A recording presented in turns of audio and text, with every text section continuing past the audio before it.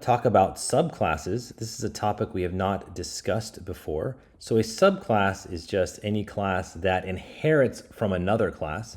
So human inherited from player. So human is a subclass of player. Sometimes you can think of, people call this class the parent class. This is the child class.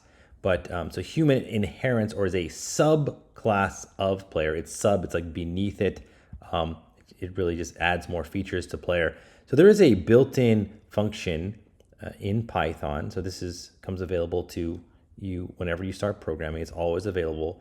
So this helps you determine whether one class is a subclass of another. So is the human class a subclass of player? Well, that is true. Is computer a subclass of player? That is also true. And that's because they both inherit from player like this one in the class definition. So that's what a subclass is.